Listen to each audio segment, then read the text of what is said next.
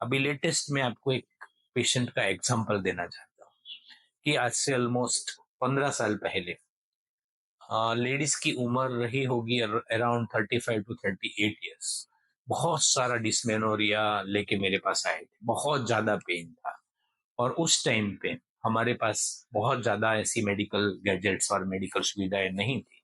इसलिए हमने उस लेडी का, क्योंकि उसने ऑलरेडी अपने बच्चे पैदा कर लिए, तो बच्चेदानी निकाला और उसका जो चॉकलेट सिस्ट बोलते हैं या एंडोमेट्रियोसिस का पोर्शन जितना भी निकल सके उतना निकाला।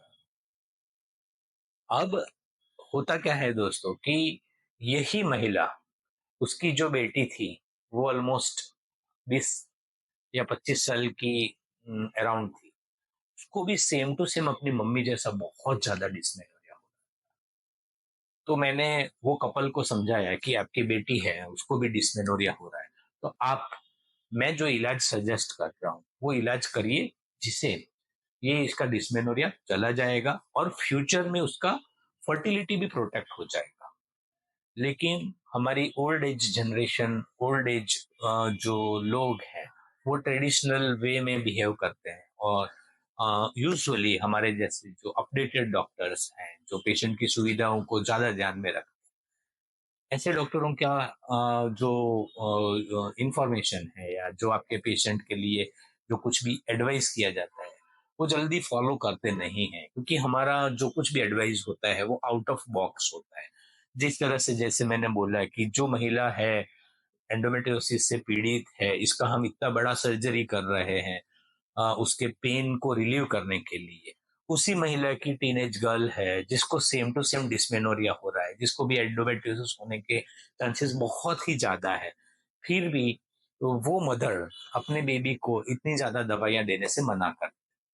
तो ये जो कुछ भी तकलीफें हैं वो हमारे मेडिकल फील्ड में बहुत ज्यादा कॉमन है, क्योंकि ऑन वन साइड एक एक तरफ एक हमारी नई जनरेशन है जिसको ये तकलीफ हो रही है, और हम ये नहीं चाहते हैं कि वो अपनी माँ की तरह ही फिर से सेम टू सेम तकलीफ में से पास हो।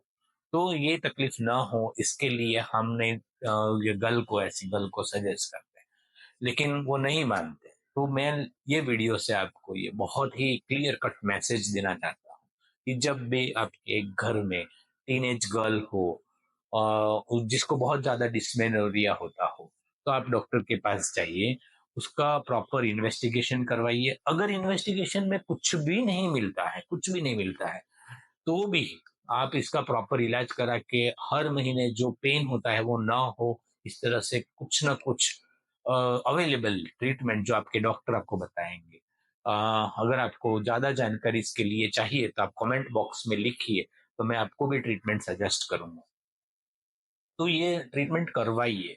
अगर आप ये ट्रीटमेंट नहीं करवाओगे तो डेफिनेटली आपके बच्चों को एंडोमेट्रियोसिस जैसी खराब बीमारी डेवलप होगी, जो इसकी लाइफस्टाइल को बहुत खराब ऑलरेडी कर रही है, बाद में इससे भी ज्यादा खराब करेगी।